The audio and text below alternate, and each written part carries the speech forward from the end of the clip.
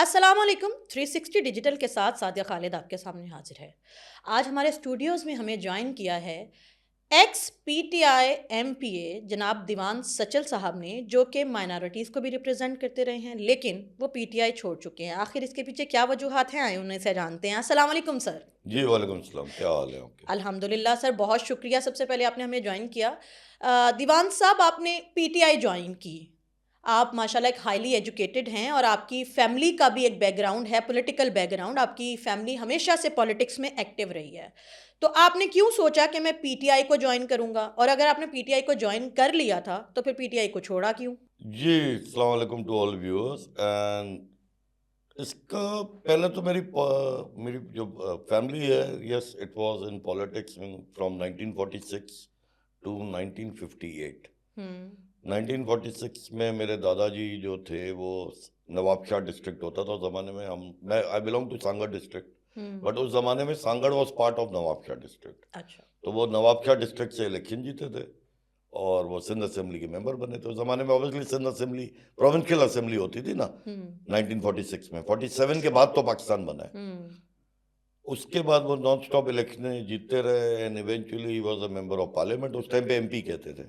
अब जो एमएनए कहते हैं, मेंबर ऑफ नेशनल असेंबली, उस ज़माने में मेंबर ऑफ पार्लियामेंट कहते थे, हम्म। जैसे इंडिया में या यूके में कहते हैं। Hmm. That meant member of the main assembly, जो भी आपकी नेशनल असेंबली होगी। 58 में अयूब खान साहब ने मार्शल लॉ लगा ली। मेरे ग्रैंडफादर की उससे वैसे पहले ही डेथ हो गई थी। हम्म।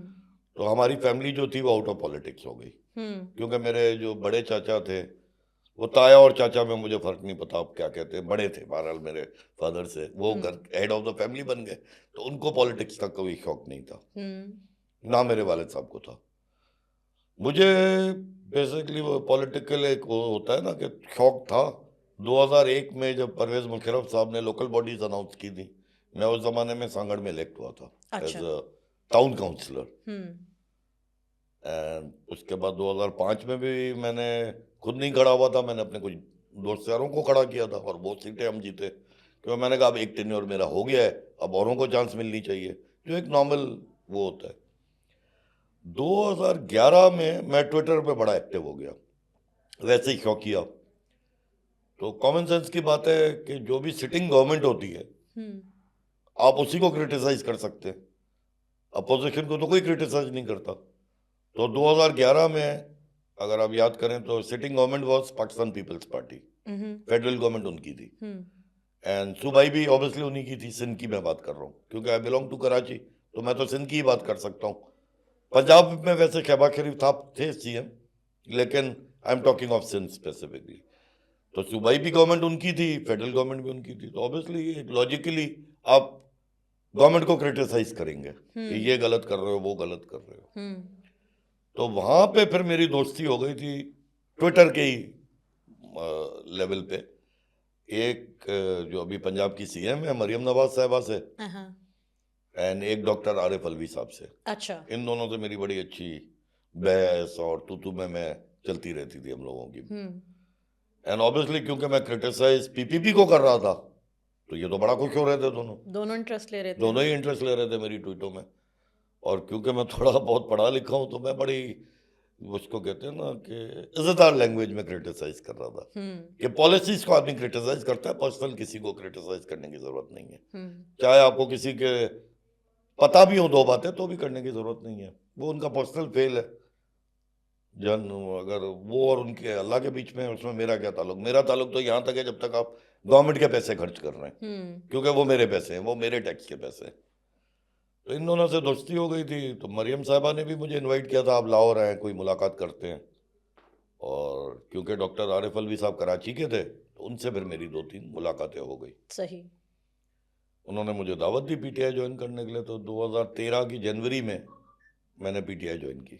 हम्म। मार्च में पीटीआई में इंट्रा पार्टी इलेक्शन हुए थे, हम्म। जिसमें मैं माइनॉरिटी विंग का प्रेसिडेंट बना, सिंध का, सही। इलेक्शन जीत के। उस जमाने में सिंध के सदर नादिर लगारी साहब बने थे, हम्म। तो उनसे भी बड़ी अच्छे हमारे टर्म्स थे। वो भी पढ़े लिखे आदमी है, पढ़े लिखे आदमियों से वैसे भी मेरी जल्दी दोस्ती हो जाती है। सॉरी टू कट यू, लेकिन क्या आपने पीटीआई को इसलिए ज्वाइन किया क्योंकि आरिफ अलवी के साथ एक्सेस थी बात करने की, इसलिए? नहीं, वरना not पॉसिबिलिटी थी कि आप पीएमएलएन ज्वाइन कर लेते। जी बिल्कुल। मेरा इनफैक्ट मेरे को आज तक मेरे कोई दोस्त है, वो मेरी पुरानी ट्वीट्स निकाल निकाल के मेरे मुंह पे मारते रहते हैं। तो उस ट्वीट में मैंने खान साहब को पॉलिटिकल उस पे यही कहा था कि भाई अनट्राइड एंड अनटेस्टेड है। क्रिकेटर पे तो कोई डाउट नहीं है, बहुत बड़े क्रिकेटर है, लेकिन वो पॉलिटिशियन कितने अच्छे हैं या नहीं है ये तो हमें वक्त ही बता सकता है ना। जबकि मियाँ साहब तो प्रोफेशनल पॉलिटिशियन है, उसमें तो कोई शक नहीं है। सीएम पंजाब रहे हैं, प्राइम मिनिस्टर रहे हैं। मैं 2011 की आपसे बात कर रहा हूँ, 11-12 तक की जो बात थी, तो 2 बार के प्राइम मिनिस्टर थे, सीएम रहे, उनकी पार्टी ने बड़ी डेवलपमेंट की है, मोटरवे तो हमारे आगे था। तो मैं हमेशा मियाँ साहब को बहुत बड़ा पॉलिटिशियन समझता था उस जमाने में। But still you preferred to choose no, I didn't actually choose anything. Okay.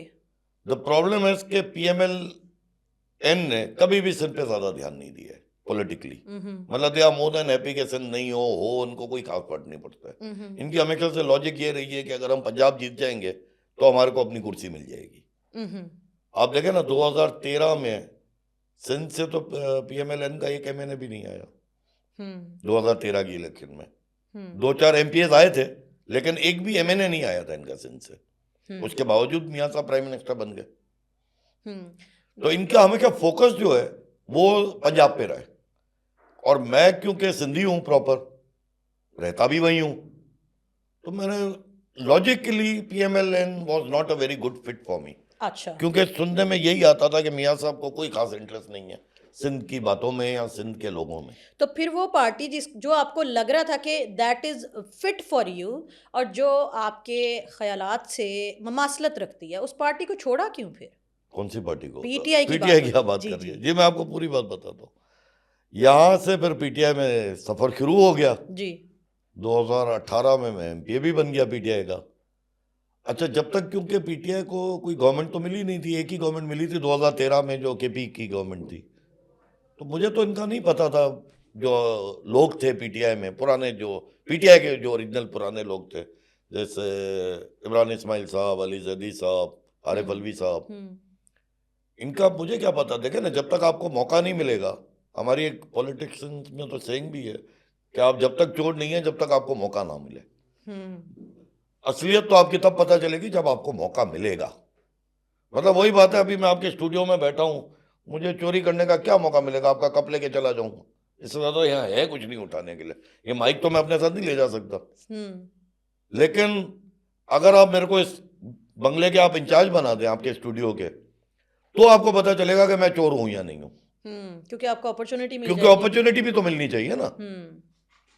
तो हमारे पीटीआई वाले जितने सिंध में लोग थे, कम से कम, in fact other than doctor Arif Alvi साहब जो एमएनए थे, बाकी तो कोई इलेक्ट भी नहीं हुए थे।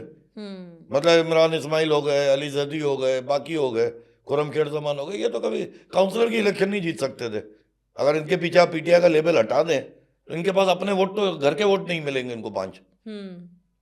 और ये सारे जितनी लोकल बॉडी इलेक्शन जो हुई थी 2015 में, लोकल बॉडी इलेक्शन हुई थी सिंध में, उसमें ये सारे काउंसलर की इलेक्शन भी आ रहे थे।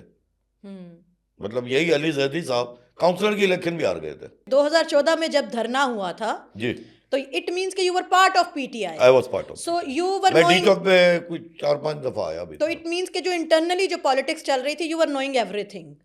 जी, इंटरनल पॉलिटिक्स की तो आइडिया है कि जो जिस तरीके से जहां से स्ट्रिंग्स हिलाए जा रहे थे। नहीं, वो इतना नहीं पता था। देखिए, हम बैठे थे सिंध में। अच्छा। और मैं इतना बड़ा नहीं था उस जमाने में। मैं माइनॉरिटी विंग का प्रेसिडेंट होता था सिंध का। अच्छा।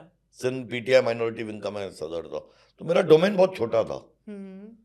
मेरी जो एक्चुअल पार्टी में ग्रोथ हुई थी वो हुई थी 2016 में, जब डॉक्टर आरिफ अलवी साहब सिंध के सदर बने थे। तो मैं इनका एडिशनल जनरल सेक्रेटरी भी रहा, मैं डिसिप्लिन कमेटी का चेयरमैन भी रहा, मैं चीफ ऑफ स्टाफ भी रहा।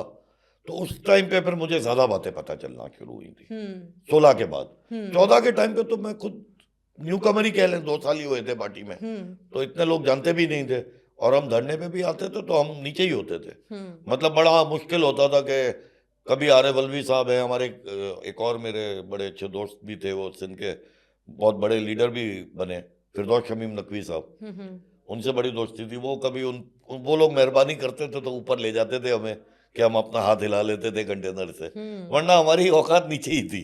तो हमारी 2018 में आपने मजे लूटने शुरू किए, आपको जी लगा हो अब तो हमें पावर मिली है, जी नाउ जी वी आर गोइंग नहीं, टू, मुझे तो पावर नहीं मिली। मैं क्योंकि आपकी पार्टी को पावर मिली। पार्टी को पावर मिली, मैं क्योंकि सिंध में एमपीए था जी और सिंध में पीपल्स पार्टी की गवर्नमेंट थी, जी तो हम तो अपोजिशन बेंचेस पे बैठते थे। And other than opposition benches, हमें तो कोई पार्लियामेंट्री का एक वो होता है कि पार्लियामेंट्री वो बनती है, कमेटियां बनती हैं।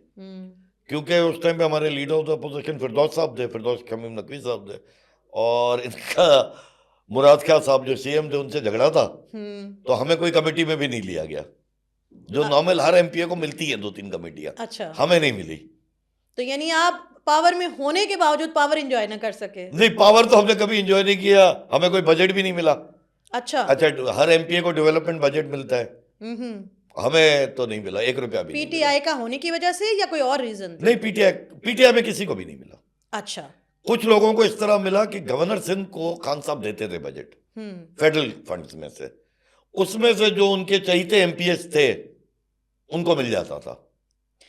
आपकी वफाक में, let me make it more clear, वफाक में पीटीआई की हुकूमत थी जी और सिंध में पीटीआई के एमपीएस मौजूद थे जी, लेकिन उन एमपीएस को ना तो किसी कमेटी का मेंबर बनाया गया, ना ही उनको कोई तरक्याती फंड सिंध में जारी किए गए वफाक में इमरान खान हुकूमत की जानिब से। नहीं किए थे, via governor. And who was governor?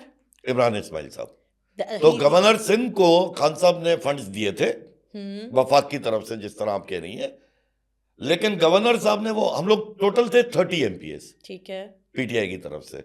168 की हमारी असेंबली है थी, अब तो है, अभी भी वही नंबर है वैसे, और पीटीआई के 30 एमपी होते थे हम लोग। ओके, तो 30 में से लेट से उनके लाडले थे 10 एमपीएस, तो उनको मिल गया, उन 10 को मिल गया वफाक की तरफ से। सिंध गवर्नमेंट ने तो हमें 1 रुपया भी नहीं दिया। अच्छा अच्छा, इसी तरह कमेटियों में भी हमारे टोटल 2 एमपीएस कमेटी में गए। लेकिन ये पीटीआई तो आपको ये लारा लगा के आई थी ना कि हम लोग इक्वालिटी की बेसिस के ऊपर आप लोगों को जो है वो तरक्याती फंड देंगे, और लोगों मुझे के तो लिए 1 रुपया भी नहीं मिला, मेरा तो ऑन रिकॉर्ड है ना। मतलब, और आप जैसे जितने भी थे बकौल आपके, उनको भी नहीं मिला, ये 10 लोगों को मिला होगा एवरेज, और वो भी वो थे जो चमचागिरियां कर रहे होंगे, जो या बहुत पसंदीदा ज्यादा होंगे। इमरान इस्माइल के साथ क्लोज थे, उनको रात को दावतों पे बुलाते थे। इमरान इस्माइल से आपका क्यों झगड़ा हुआ था? जी मैं आपको बता रहा हूँ, अपना इमरान इस्माइल साहब हो गए या बाकी हमारे कुछ लोग हो गए, वो ऑब्वियसली आज की दुनियादारी के लोग थे, और एक परसेप्शन है आपके व्यूअर्स में भी होगी कि I am a non Muslim, I am a Hindu. तो हमें मजहब के हिसाब से लोग ये समझते हैं कि हिंदू मजहब के हिसाब से ड्रिंकिंग अलाउ है, शराब पीना अलाउ है। मैं वैसे ही बड़ा क्लियर कर देता हूँ, कोई किसी भी मजहब में शराब जो है उसको अच्छा नहीं समझा जाता है, राइट। लेकिन लोग ये परसेप्शन है पाकिस्तान में तो खास करके कि तमाम नॉन मुस्लिम्स को अल्कोहल अलाउड होता है। जी, अलाउ भी है और वो पीते भी है। मैं अपनी बात तो कर सकता हूँ, मेरे को, मैं बाकी पाकिस्तान में कोई तकरीबन 1 करोड़ नॉन मुस्लिम रहते हैं, क्रिश्चियन और हिंदूज मिला के, तो मैं अपनी बात तो कर सकता हूँ। मैं तो नहीं पीता, आई डोंट ड्रिंक। मैं कोई दिवाली के दिन 1 आध पैग पी लेता हूँ, ऐसी कसम पूरी करने के लिए, यार चलो पूरे साल में 1 पैग तो पी सकता हूँ, लेकिन मैं वैसे नहीं पीता रेगुलरली। अच्छा सर, पूछना चाहूंगी कि फिर इमरान साहब जो हैं उनसे आपके कोई जाती नाराजगी थी, जाती रंजिश थी, जिसकी वजह से आपका झगड़ा हुआ, और उस झगड़े ने फिर इस हद तक बात बढ़ा दी कि आपने पीटीआई छोड़ दी, या कोई और वजूहात भी थी? नहीं जी, मेरी कोई वजूहत नहीं थी, मेरा कोई किसी से जाती झगड़ा नहीं था, मेरे तो सबसे बड़े अच्छे टर्म्स रहे। अच्छा, लेकिन मैंने जो पीटीआई ज्वाइन की थी वो इस नैरेटिव पे की थी, और खान साहब कहते भी थे और हमें यकीन भी होता था कि हम एंटी करप्शन नैरेटिव पे हैं। उस जमाने में एक परसेप्शन थी, अगेन परसेप्शन की बात कर रहा हूँ, कि पीपीपी वाले करप्ट हैं, पीएमएलएन वाले करप्ट हैं, क्योंकि प्रोपेगेट भी तो यही किया प्रोपेगेट यही किया जाता था, मीडिया में भी यही आता था। तो हम तो जैसे देखते जो आ रहे हैं वो यही देखते आ रहे हैं कि पीपीपी एंड पीएमएलएन जो है वो करप्ट पार्टियां हैं। अच्छा, मजे की बात यह कि ये बात जेयूआईएफ के लिए कोई नहीं बोलता था, जो पुरानी पार्टियों की, मैं वैसे ही नाम ले रहा हूँ कि ये करप्ट है। उनके और बहुत सारे गुनाह अपनी जगह पे हो सकते हैं, लेकिन करप्शन का इल्ज़ाम उन पे एमक्यूएम पे भी नहीं लगता था, इन पे भी नहीं लगता था, जमात इस्लामी पे भी मैंने नहीं सुना कभी लगते हुए। क्योंकि वो छोटी पार्टीज थी ना, उनके ऊपर करप्शन का इल्जाम लगाना और चोरी चोरी का इल्जाम लगा के फिर उसी बेस पे वोट बैंक बनाना, वो नहीं होता हाँ, था। तो पीपीपी और नून लीग पे ये, क्योंकि ये वफाक में हुकूमतें लेते थे तो क्योंकि फिर इनकी इन्हीं को हुकूमतें टारगेट रहती करना थी था। जी, हम्म। तो परसेप्शन भी यही थी हमारी। तो मैं पीटीआई ये सोच के आया था यार ये ठीक है, इसमें पढ़े लिखे लोग हैं, मतलब आप अगर पढ़े लिखे के हिसाब से बात करें तो मैं ये नहीं कह रहा पीपीपी और नून लीग में नहीं है, लेकिन जो ज्यादा तादाद है पढ़े लिखों की वो पीटीआई की तरफ उनका झुकाव था। तो मैं तो इसलिए पीटीआई ज्वाइन की थी। And like I said before, क्योंकि 18 से पहले कोई गवर्नमेंट ही नहीं मिली थी, केपी में मिली थी, लेकिन केपी में क्या हो रहा था, अब जो आदमी कराची में बैठा है वहां से हम 1600 मील दूर हैं पेशावर से, और मैं तो उस 5 साल में कभी पेशावर नहीं किया। मैं अपनी मतलब हमारी जो अक्सर मीटिंगें होती थी वो या लाहौर में होती थी या इस्लामाबाद में होती थी। और सोशल मीडिया तब इतना एक्टिव भी नहीं था। सोशल कि मीडिया आप तो तक था खबरें लेकिन पहुंची। केपी की फिर भी नॉलेज नहीं थी। अच्छा my knowledge was very limited to Islamabad and Punjab, अच्छा। क्योंकि हम यहाँ आते रहते थे, दोस्त यार भी यहीं थे, केपी के दोस्त भी नहीं थे। मतलब एक होता है ना, आप 20 लोगों से मिल रहे हैं, इंटरेक्शन हो रही है, कोई आपको कोई 3 बातें बता देगा, तो वो भी नहीं पता चलता था। तो हमें नहीं पता था करप्शन का, जो जेन्युइन मैं आपको बता रहा हूँ। 18 के बाद क्योंकि अब वो सिंध के लोग मिनिस्टर बन गए, भाई फैसल वाडा साहब कराची के हैं, आरिफ अलवी साहब कराची के हैं, आरिफ अलवी साहब सदारत पे पहुंच गए, फैसल वाडा साहब मिनिस्टर बन गए, अली जदी साहब मिनिस्टर बन गए, असद उमर साहब मिनिस्टर बन गए, इमरान इस्माइल साहब गवर्नर बन गए। अब जो मैंने 5 नाम लिए ये तो सारे कराची हाइट्स हैं, सबके घर भी देखे हुए हैं, सबका बैकग्राउंड भी हम जानते हैं, मतलब कौन 2001 में क्या था और आज क्या है, पता तो इस तरह चलता है ना करप्शन का, कि अगर आप किराए के घर में रहती हैं और आप अचानक 50 करोड़ का घर खरीद लें तो यहां तो आप बता दें जी मेरी ये लॉटरी लगी थी। अगर आप ये नहीं बता सकती तो मैं तो आपको करप्ट ही कह सकता हूँ, अगर आपके पास औहदा है। किसकी करप्शन आई थी आपके सामने? भाई इमरान इस्माइल साहब उस टाइम पे, उनका 2014 के टाइम पे या 15 के टाइम पे, मैं इनका एक घर होता था छोटा सा 500 गज का, मतलब 1 कनाल जिसको आप कहते हैं, तो यही पता था कि किराए का घर है। 2018 में ये गवर्नर बने और मेरा ख्याल 18 या 19 में उन्होंने एक बहुत बड़ा घर खरीद लिया था। कितना बड़ा घर?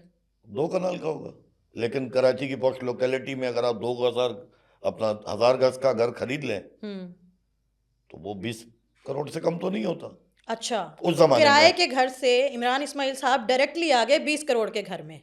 20 या 10, मुझे एग्जैक्ट तो प्राइस नहीं पता। लेट्स अज्यूम 20 करोड़ का, हाँ, वो मैं एक assumption मार 2 रहा हूँ। कनाल का घर जो है वो लेट्स अज्यूम कि वो 20 करोड़ का घर है, चले 10 करोड़ का ही लगा लें सर। जी मैं वही कह रहा हूँ, किराए के मैंने घर से आगे 10 करोड़ के घर में इस तरह फिर वो गाड़ियां भी आती हैं और चीजें आगे, जैसे असद उमर साहब का मैं आज भी कहता हूँ मेरे हिसाब से उन्होंने कोई करप्शन नहीं की, क्योंकि वो जिस घर में रहते थे वो उसी घर में आखिर आज भी शायद वहीं रहते हैं। मतलब अब 2025 चल रहा है, मैं उनसे अभी मिला था 1 महीना पहले, वो आज भी उसी घर में बैठे हैं। अच्छा, असद उमर साहब जब रोड पे भी चलते थे तो कोई प्रोटोकॉल मैंने नहीं देखा कभी उनके साथ। और अली जैदी साहब? अली जदी साहब वही बात है, 4 मोबाइल साथ होंगी तो चलेंगे, वरना तो चलते नहीं थे। और ये वो थे जिनको कोई काउंसलर भी नहीं बनाने को तैयार था। ये तो 2015 में हारे थे, लेकिन तो ऑन रिकॉर्ड में आपको बात बता रहा हूँ। इनसे किस बात का इख्तिलाफ था? इनकी कौन सी चीज? मेरे को इंडिविजुअली किसी से कोई इख्तिलाफ नहीं था। आप मेरी अगेन थोड़ा पॉइंट इंटरनल पार्टी की बात ही करें कि क्या किस चीज ने आपको लगा कि ये मुझे गलत हो रही ये है? लगा कि ये सारे, अली जदी साहब का तो अभी टैक्स रिटर्न पे आया था कि इन्होंने, महमूद मौलवी साहब थे जो आईपीपी के बाद में सदर भी बने थे सिंध के, उनसे 1 करोड़ रुपए लोन लिया हुआ है। अच्छा, ये टैक्स रिटर्न पे है उनके। मैं मतलब वो नहीं कह रहा कि कोई मेरे को इंटरनल न्यूज है, मैं तो वो कह रहा हूँ जो पेपर कह रहे हैं। और महमूद मौलवी साहब ने किसी टीवी इंटरव्यू में माना भी था जी मैंने 1 करोड़ रुपया उनको लोन दिया हुआ है, अली जैदी साहब अली जदी साहब को। अब ये लोन उन्होंने कब दिया है? उनको बनाया गया था special assistant to prime minister on maritime affairs, जो अली जदी साहब की मिनिस्ट्री थी। अच्छा, आपने उससे 1 महीना पहले उनको 1 करोड़ रुपए दिए। मिनिस्ट्री यानी उनको स्पेशल जो डेजिग्नेशन था वो मिलने से पहले 1 करोड़ रुपया अली जैदी साहब ने लिया। ये उनके On पेपर्स record बोल मौजूद रहे है। ये ऑन रिकॉर्ड है। अच्छा, और महमूद मौलवी साहब ने किसी टीवी इंटरव्यू में माना था कि जी ये मैंने लोन दिया है, मेरे दोस्त है उनको जरूरत है, मैंने 1 करोड़ रुपए अच्छा, लोन दिया है। मुझे नहीं पता वो वापस हुआ है या नहीं हुआ है। अच्छा, ऑब्वियसली मैं कहां से जानूंगा किसी को। ये इसके बाद आईपीपी के सिंध के सदर थे हम्म। महमूद मौलवी साहब जो है, तो क्या बोल सकता हूँ। अली जैदी साहब जो हैं वो शुरू से ही वेल ऑफ थे, क्योंकि आप कह रहे हैं इमरान इस्माइल साहब तो मेरी नज़रों के सामने किराए के घर नहीं, से। अली जैदी साहब का जो मेरे बैकग्राउंड पता है थोड़ा बहुत, ये 2001 में अमेरिका में रहते थे। हम्म। उस टाइम पे ये वहां से बैंक्रप्सी डिक्लेयर करके वापस आए थे पाकिस्तान, अच्छा, ऑफिशियली ऑन पेपर। मीन्स वो उनके पास धेला ना पाई थी, हम इसको ऑफिशियली, आसान लफ्जों में ये कहें। लीगली तो यही हुआ ना। ठीक है, लेकिन अब वो जो है वो। उसके बाद वो दुबई शिफ्ट हुए, हम्म। और दुबई में इनका कोई रियल एस्टेट का बिजनेस होता था। हम्म। उसके बाद वो कराची आ गए, हम्म। और कराची में इनकी वाइफ का बहुत अच्छा मैंने सुना था, कोई फैशन डिजाइनिंग का बिजनेस है। मैंने सुना था, मेरे को ऑब्वियसली मैं अब क्या फैशन डिजाइन करूंगा, आप मेरे हाल तो देख ही रहे हैं। दीवान साहब, आप ऑफ द रिकॉर्ड बताए थे कि खान साहब के सामने आपकी जो है वो तू तकार हो गई थी, जिसकी वजह से आपको पार्टी से किक आउट किया गया, वो वाकया क्या है? तो वो भी कुछ इसी टाइप की बातें भी हुई थी, एक आध और भी हुई थी। अब मैं ऑन रिकॉर्ड ज्यादा नहीं बोलना चाह रहा क्योंकि पुराने दोस्त हैं सारे। लेकिन एक और भी हुआ था जो इनफैक्ट मैंने आपको ऑफ द रिकॉर्ड नहीं बताया था। जी ज़रूर बताइए, हमारे व्यूअर्स जानना चाहेंगे, क्योंकि उनका एवरी पॉसिबल राइट है कि जिनको ये लारा लगा के सब चोर हैं और हम करप्शन फ्री हैं, हम करप्शन खात्मा करप्शन करेंगे, फ्री, वो जो टीम आई उस टीम ने उनके साथ क्या किया उनको जानना चाहिए। जी देखे ना, बेसिकली मैं अभी भी ये कहता हूँ, मैंने खुद ये जब मैं एमपीए था मैंने इस पे सिंध असेंबली में पूरी तकरीर भी की थी कि हम एमपीएस पे, एमएनएस पे, मिनिस्टर्स पे ये वैसे भी लाजिम है कि हमारा जो टैक्स रिकॉर्ड होता है वो ऑन रिकॉर्ड होता है। मैंने 18 से जितने भी टैक्सेस भरे हैं 18 के बाद, वो सिंध असेंबली की वेबसाइट पे है, इनकम टैक्स ऑफिस की वेबसाइट पे है। मैं 88 से टैक्स भर रहा हूँ। 1988 में मेरी उम्र 20 साल की थी, तो क्योंकि एक जमींदारी भी थी और एक छोटा बिजनेस मेरे नाम पे था, वालिद साहब ने किया था, ऑब्वियसली मैंने तो नहीं खोला होगा वो बिजनेस, तो वो I am a tax payer since 1988। वो पूरा एक रिकॉर्ड है 37 साल का, 88 से लेके 2025 तक वो एक रिकॉर्ड बना हुआ है। बाकी जितने लोग हैं, अच्छा उस टाइम का आप मेरा टैक्स रिकॉर्ड उठा लें कि मैं क्या चीजें मेरे नाम पे थी, आज का उठा लें, कोई खास फर्क नहीं होगा। वही एक घर है जिसमें मैं पैदा हुआ था, आज तक रहता हूं, हम तो कभी बाहर ही नहीं गए उस घर से। गाड़ी कौन सी है वो भी टैक्स रिकॉर्ड में आती है, बीवी के नाम पे क्या है वो भी उस टैक्स रिकॉर्ड में है। समझ नहीं आ मेरी बात, सारी चीजें आर वेरी क्लियर। अभी मैंने कोई देख रहा था किसी का, वो एक आर्टिकल आया था, किसी कोई बाहर की कंपनी ने कहा था कि जो पीटीआई के मिनिस्टर्स थे उन्होंने कोई 5-5 हज़ार% 2-2 साल में गेन किया था, 18 से लेके 20 तक। कि जो उनका टैक्स रिकॉर्ड 18 में था और जो 20 में था, उसमें 5-10 हज़ार% का गेन था। और वो पैसा कहाँ से आया? वो पैसा कहाँ से आया भाई? सैलरी तो हमारी, मेरी टोटल सैलरी सारे पैक वो मिला के, फोन मतलब हमें अलाउंसेस मिलते थे, फोन के बिल के, लाइट के बिल के, ये सब कुछ कचरा मिला के मेरी सैलरी 50,000 रुपए थी। 50,000 रुपए? जी, महीने की। तो यकीनन बाकी एमपीएस की भी उतनी ही रही तो होगी। सेम ही रहती है। तो 50,000 सैलरी में 2 साल के अंदर 5,000% कैसे बढ़ जाएगा? ठीक है। मेरी एक, मैं नाम नहीं लेना चाह रहा किसी का भी, लेकिन मैं आपको कुछ बातें बता रहा हूँ क्योंकि वो पुराने दोस्त थे, अब दोस्तों के आदमी नाम नहीं लेता। मेरे पास जब मैंने फॉर्म भराया था, जब हम इलेक्शन का फॉर्म भरने गए थे, तो एक हमारे एमएनए साहब थे, वो और मैं साथ गए थे। उनके पास अल्टो थी, मेरे पास एक फॉ थी। फॉ और ऑल्टो एक ही कैटेगरी थी, इनफैक्ट फॉ थोड़ी सस्ती होगी। जब 2022 में मेरा थोड़ी तू में हो रही थी करप्शन वाली बातों पे, तो वो बचाने आ गए बीच में। जब आप कहते हैं ना, मतलब खान साहब को आप कह रहे हैं कि सारे चोर हैं, तो कोई तो वो, जैसे इस पे एग्जाम्पल याद आ रहा है, अगर आप बाहर जाओ और अचानक आप फीमेल हैं और आप चिल्लाना शुरू करते हैं बचाओ बचाओ, तो आपके पास क्या 10-12 भाई तो जमा हो ही जाएंगे। वही बचाओ बचाओ अगर मैंने शुरू कर दिया तो कोई ध्यान भी नहीं देगा, पागल है, जाने दो इसको। तो इस तरह जब बड़े लोगों को आप अक्यूज करते हैं तो कोई ना कोई भाई उनका पैदा हो जाता है। अगर आप मेरी पॉइंट समझ गई। तो वो एमएनए साहब खड़े हो गए, दीवान साहब आप गलत बात कर रहे हैं। मैंने कहा यार, आपको ये याद है जब आप और मैं फॉर्म भराने गए थे तो आपके पास अल्टो थी, मेरे पास फॉ है? तो जी याद है। मैंने कहा आज आपके पास लैंड क्रूजर है, मेरे पास तो अभी भी वही फॉ है। तो आप बता दें ये लैंड क्रूजर के पैसे आपके पास कहाँ से है? सो बेसिकली आप इंट्रा पार्टी जो भी मीटिंग्स हो रही थी, आप इमरान खान साहब के सामने, जो जितना मैं समझ पाई हूँ, कि ये आप बातें मैं करता हाईलाइट था करते थे कि इसके पास ये पैसा कहाँ से आ रहा जी, है, इमरान इस्माइल और के उस पास, पे असद उमर के मैं पास, नाम नहीं ले रहा, अली जैदी के इस पे पास। जवाब वो ये देते थे कि जी हम आपको जवाब दे नहीं है। इमरान खान साहब, नहीं नहीं, वो मेम्बरान, जो मेम्बरान, अच्छा जी, हम आपको जवाब दे नहीं है, हम अल्लाह को जवाब दें। अच्छा, तो इस पे फिर मैंने खान साहब को बोला, मैंने कहा जी हम पूरा दिन कहते हैं नवाज शरीफ चोर है, जरदारी को मैं नहीं छोड़ूंगा, जो खान साहब जब प्राइम मिनिस्टर थे, तो वो हमें जवाब दें, ये हमारे लोग अल्लाह को जवाब दें, और वो जो बाहर बैठे अपने घरों में वो हमें जवाब दें, ये तो नहीं हो सकता। अल्लाह को तो फिर हम सब अल्लाह को जवाब दें। तो इस वजह से आपको फिर किक आउट कर दिया जी, गया मुझे उसके बाद क्यों कॉस कर कि दिया हमसे गया? सवाल करता है नहीं, ये नहीं लिखा था, ये लिखा था बदतमीजी करता है, जो अच्छा, बदतमीजी। चलें, बात करप्शन की चल रही है, तो दीवान साहब जरा बताइएगा कि ये जो 190 मिलियन पाउंड का केस है, क्या ये वाकई ही एक सियासी केस है इमरान खान साहब के नहीं, पास ये ऊपर, या बोगस केस है? क्योंकि लेट मी कंप्लीट के पीटीआई जो है वो एक नैरेटिव बिल्ड करती है अपने सोशल मीडिया के थ्रू कि सियासी केस बनाया गया है, Imran Khan is clean chit, उनको तो पता ही कख नहीं है, वो बेचारा तो उसने किया ही कुछ नहीं, और ये पैसा तो हुकूमत पाकिस्तान के पास है। अब आप चूंकि इंटरनल सारी चीज़ों को समझते और जानते हैं, हमारी आवाम को इनलाइटन करें कि बेसिकली ये केस है क्या, और क्या इमरान खान इसमें कल्पिट है या नहीं है? जी, इस पे इंटरनल की जरूरत नहीं है, मैं भी एक्सटर्नल ही हूँ एक्चुअली, क्योंकि जब ये केस हाईलाइट हुआ है तो मैं तो पीटीआई छोड़ चुका था, लेकिन मैंने इस पे पढ़ा बैठ के, लंदन कोर्ट की मैंने वो पूरी जजमेंट पढ़ी जिसमें मलिक रियाज साहब को उन्होंने गिल्टी डिक्लेयर किया था, ठीक है, जबकि वो हिडन डॉक्यूमेंट है एक्चुअली, लेकिन मुझे किसी दोस्त ने, लंदन में एक दोस्त है, उन्होंने भेज दिया था। अच्छा, तो मैंने वो भी पढ़ा। जो सुप्रीम कोर्ट की पाकिस्तान की जजमेंट है मलिक रियाज साहब के आगे, वो तो पब्लिक डॉक्यूमेंट है, आप चाहें कल आपको भी मिल जाएगी उसकी कॉपी। मैंने वो बड़ी डिटेल में बैठ के पढ़े, मैंने पूरा समझने की कोशिश की कि एक्चुअली इशू क्या है, ऐसे ही मतलब एज ए जनरल नॉलेज, मतलब नॉट कि मेरा कोई इंटरेस्ट है, ना मेरा ताल्लुक है इस केस से।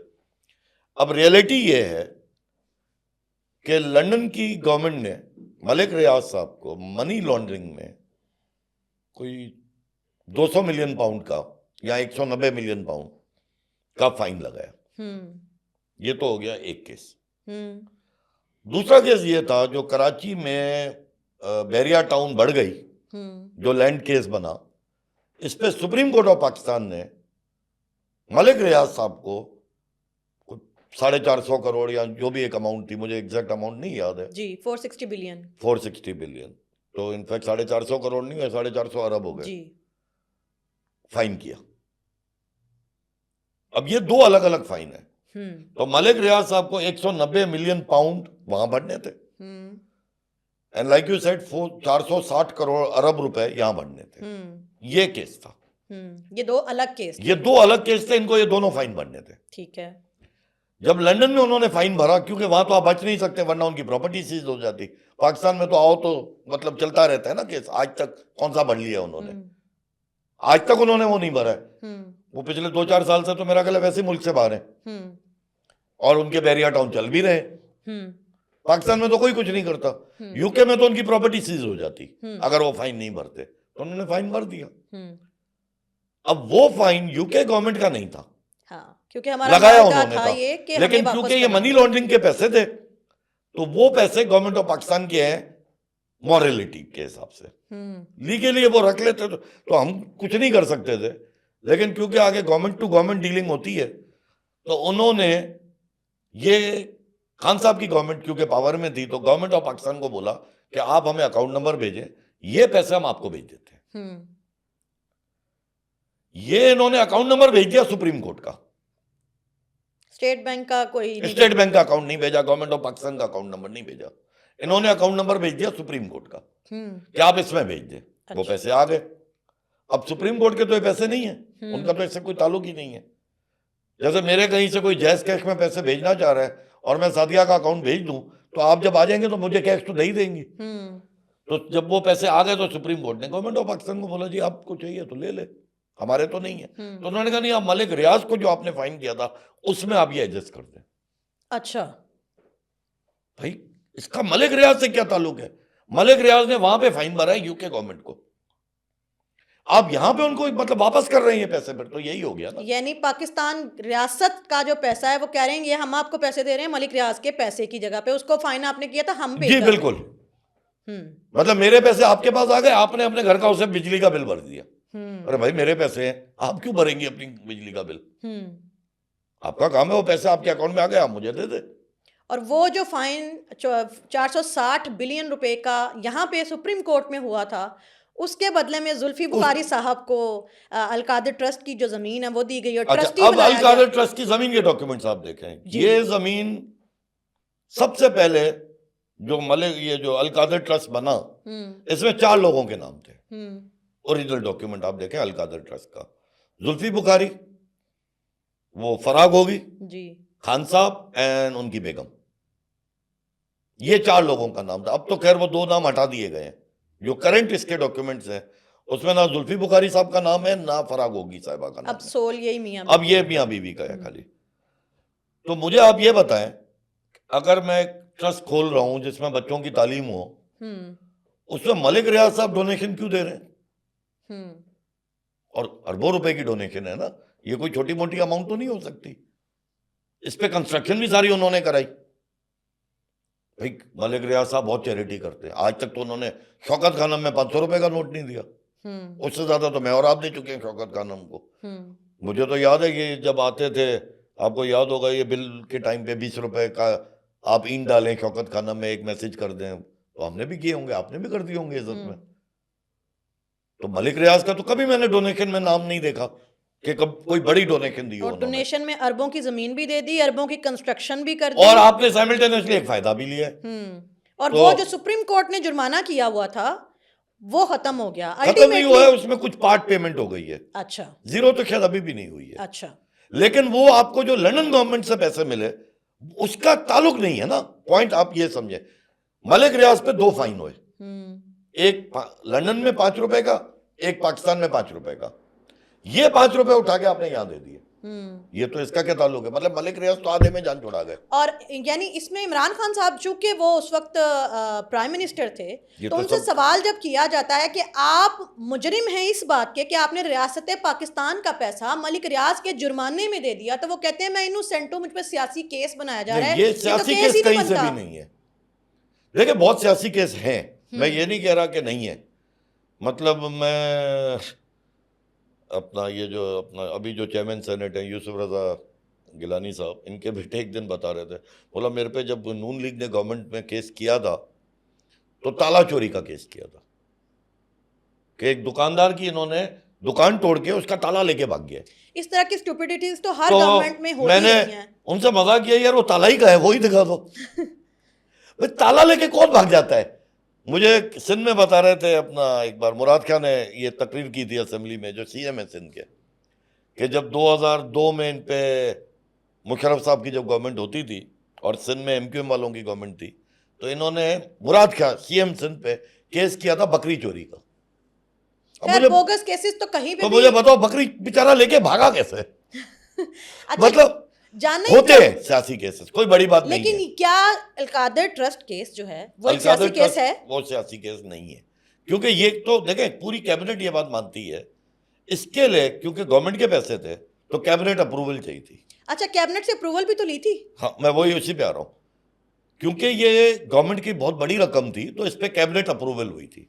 तो कैबिनेट में ये लोग तो मानते हैं, मतलब सारे मिनिस्टर्स ऑन रिकॉर्ड है कि जी हमें तो बंद लिफाफा दिया गया था, आप अप्रूव करते। अब आप अगर मेरे को, मतलब वही बात है सर, बंद लिफाफे में मुझे एक चीज समझाइएगा, क्योंकि ये इसके ऊपर पीटीआई फॉलोअर का सवाल आ सकता है तो हम उसका जवाब देते हैं। बंद लिफाफे के ऊपर जब कोई अपनी स्टैंप लगाएगा, स्टैंप नहीं लगती कैबिनेट में, ओरल हाँ होती है। अच्छा, और बाद में मिनट्स बनते हैं, मतलब वोट करते हैं और वो उसमें वोट नहीं होती है। मतलब एक नॉर्मल में, मतलब अगर खुला लिफाफा हो तो एक लेटर सर्क्यूलेट, मतलब वो सबको एक कॉपी मिलती है कि जी ये हम अप्रूव कर रहे हैं, आप लोग की रजामंदी है। अच्छा, वो देखे बिना उन्होंने कह दिया ओके, तो नॉर्मल हम पढ़ के उसको ओके कर देते हैं। अच्छा जी ठीक है। तो जब मिनट्स बनते हैं तो वो लिखते हैं जी इसमें ये मिनिस्टर्स का ये रिएक्शन था। अच्छा, मतलब सबने अप्रूव कर दिया या 3 ने कहा कि नहीं जी हम नहीं मान रहे। तो ये बंद लिफाफे को, ये तो बंद लिफाफे में अप्रूव हुआ ना। तो मतलब आप में इसमें ऐसी क्या डर की बात थी कि जो आप अपनी कैबिनेट को भी नहीं दिखाना चाह रहे थे? और वो जो है जो उस टाइम पे ये थे हमारे, क्या नाम था इनका, शहजाद अकबर था, क्या नाम था? जी, शहजाद अकबर साहब ही जो केसेस बनवाया करते थे हाँ, दूसरे मुखालिफिन तो के। इनका वो था कि नहीं ये सीक्रेट डील थी। भाई सीक्रेट डील तो थी ही नहीं, उनके कोर्ट ने फाइन लगाया है, इसमें सीक्रेसी क्या है? अच्छा, मुझे ये दीवान साहब ये सवाल उठता है कि ये सीक्रेट डील एक रियासत से जो लिया हुआ लूटा हुआ पैसा वापस आ रहा है, इसमें सीक्रेसी क्या है? पीटीआई को क्या सीक्रेसी नजर आ रही थी? इसमें कौन सी सीक्रेट है? नहीं जी, सीक्रेट डील थी। सीक्रेट डील ये थी कि ये डील हुई थी बंद कमरे में शहजाद अकबर, जुल्फी बुखारी और मलिक रियाज साहब की, अच्छा, कि हम ये करेंगे और ये होगा। वो तो पार्ट सीक्रेट था, तो क्योंकि करप्शन तो अल्टीमेटली आप सीक्रेट ही होती है। हमें फायदा देंगे, इस तरह देंगे कि घूम घुमा के किसी को घूम पता घुमा ना। के फायदा खान साहब को मिल जाएगा। तो ये या सीक्रेट डील थी बेसिकली, रियासत से डील। रियासत से इसमें कोई डील नहीं थी सीक्रेट। देखिए लंदन के कोर्ट ने ओपन फाइन किया है। अच्छा दीवान साहब, आपसे पूछना चाहूंगी, आप एक पाकिस्तान के शहरी हैं, पीटीआई के एक्स या किसी भी सियासी पार्टी के तो अलग बात है, एक पाकिस्तानी शहरी हैं। अलकादर ट्रस्ट केस में बीइंग अ पाकिस्तानी जवाब दीजिए कि क्या इमरान खान, बुशरा बीबी जो है उनको कन्विक्ट किया जाना चाहिए, उन्हें सजा मिलनी चाहिए या उन्हें माफ कर दिया जाना चाहिए? मुझे बुशरा बीबी का तो नहीं पता इसमें इन्वॉल्वमेंट कितनी थी। Reason being she was not in power. एक पावर में एक वो होता है कॉन्फ्लिक्ट ऑफ इंटरेस्ट। खान साहब का तो ये 100%। लेकिन वो इक्वल बेनिफिशियरी तो है ना। बेनिफिशियरी का प्रॉब्लम नहीं है। देखिए मैं आपको कानून समझा रहा हूं। कानूनी तौर पे मेरे पास पावर है साइन करने की। अच्छा, उसका फायदा शायद इनको हो रहा है जो आपके प्रोड्यूसर हैं, लेकिन हो सकता है इनको पता भी नहीं हो। ये आप प्रूव तो नहीं कर सकती कि उनकी मिली भगत है कानूनी तौर पे। मैंने तो साइन किया है डॉक्यूमेंट। तो वो जो ट्रस्टी बनी थी वो बिना उनकी नॉलेज में आए बगैर ट्रस्टी बन गई ट्रस्टी थी? बनी है। उनको तो ये अगर कोई जाके बताया हो, एक एग्जांपल दे रहा हूं, मतलब वो कहते हैं डेविल्स एडवोकेट खेलना, I am playing devil's advocate. उनको जाके बताया हो जी मलिक रियाज साहब ये डोनेशन दे रहे हो, क्या बोलेंगी? मना कर देंगी। नहीं डू यू दे। थिंक वो इतनी इनोसेंट थी जो मैं खुद ही ये नहीं लेके- कह रहा। Under the eyes of the law you are innocent until proven guilty. ठीक है, आप बुशरा बेगम को इसमें गिल्टी नहीं प्रूव कर सकती अलकादर में। बट इमरान खान को तो conflict of interest he clear हो गया ना, कि मैंने एक ऐसी चीज अप्रूव की है जिससे इनडायरेक्टली बेनिफिट मेरे को या मेरी फैमिली को हो रहा है। तो Imran Khan is guilty, so he should be punished. इस पे सजा आनी चाहिए उनकी। बेगम बुशरा की आप गिल्टी, मैं ये नहीं कह रहा, कॉमन सेंस कह रहा है कि उनको पता है, कॉमन सेंस कह रहा है, लेकिन under the eyes of the law common sense is not law. Law वो है जो लिखा हुआ है, उसमें you are innocent until proven guilty. आप मुझे बताएं इसमें आप गिल्टी कैसे प्रूव कर सकती है? अब 25 जनवरी को एक्सपेक्टेड है कि अलकादर ट्रस्ट केस जो है उसका फैसला आने वाला है, तोशा खाना केस जो है उसका में भी फैसला आ सकता है। आपको क्या लगता है क्या फैसला आने वाला है? मुझे लगता है, देखिए मैं इस पे बीइंग अ पाकिस्तानी जवाब दीजिएगा। नहीं, मैं बीइंग अ पाकिस्तानी तो दे ही रहा हूं, ऐसे ही पाकिस्तानी हूं, लेकिन मैं इस पे थोड़ा ज्यादा जवाब दे रहा हूं। मैं आपको पता है थोड़ी बहुत एस्ट्रोलॉजी पे डैबल करता हूं। अच्छा,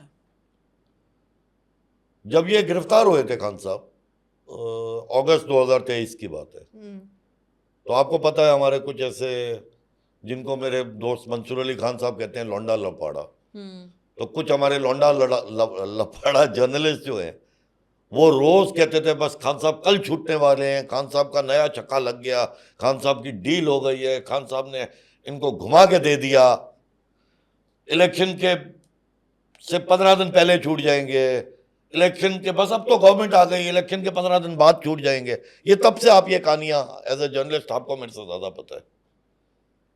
तो मैंने एस्ट्रोलॉजी की बेस पे एक ट्वीट की थी, जो अभी भी कहीं ट्विटर पे धक्के घूम रही है बेचारी, कि खान साहब 18 महीने जेल में गुजारेंगे। तो फिर अब प्रेडिक्शन कीजिए अलकादर ट्रस्ट पे। तो नहीं, मैं वही आपको बोल रहा हूँ। तो अगस्त 2023 से अगर आप 18 महीने कैलकुलेट करें तो मार्च 2025 में वो टाइम पीरियड पूरा हो जाता है। अच्छा, ठीक है। अच्छा, मैंने लास्ट मंथ दोबारा ये ट्वीट की थी कि मेरी प्रेडिक्शन ये है कि खान साहब की मार्च में रिहाई हो जाएगी। मार्च 2025 में? जी, मतलब 2 महीने बाद। अलकादर ट्रस्ट के ऊपर अपनी प्रेडिक्शन दीजिए। अलकादर ट्रस्ट में ये कन्विक्ट होंगे। अच्छा, और उसके बाद इनको कोई ना कोई कोर्ट बेल दे देगी और बेल के बाद ये घर चले जाएंगे। होंगे। दीवान साहब बहुत शुक्रिया, आपने अपना कीमती वक्त दिया। नाजरीन, ये वो शख्स हैं जो उस पूरे एक जिस्म का हिस्सा रहे हैं जिसने हमें ये शऊर दिया कि अगर कोई आपका हक का पैसा खाए तो आपको बोलना चाहिए। चोर चोर करके हमें बताया कि हमारा हक कैसे लूटा जा रहा है। लेकिन अफ़सोस ये है कि जिन लोगों ने हमें मशाल दिखाई, जो रास्ता दिखाया, फिर वही हमारे राहज़न बन गए। वो पीटीआई जिसने नौजवान को ये सिखाया कि किसी सियासतदान को ये हक नहीं है कि वो हमारा हक खाए, हमारे टैक्स के पैसों के ऊपर चोरी डकैती करे या अपना पैसा बनाए। उसी पीटीआई और उसी इमरान खान साहब ने अलकादर ट्रस्ट जैसा इतना बड़ा ब्लंडर किया। अब देखते हैं कि अलकादर ट्रस्ट की सूरत में इमरान खान साहब ने जो शऊर दिया कि जितने बड़े लूटते हैं उनको कन्विक्ट किया जाना चाहिए, आया ये होता है या हमेशा की तरह गरीब जो है उसको उसके लिए सज़ा और अमीर के लिए जज़ा। आज के इसी नोट पे सादिया खालिद को इजाज़त दीजिए, मिलते हैं अगले प्रोग्राम में, तब तक के लिए अल्लाह हाफ़िज़।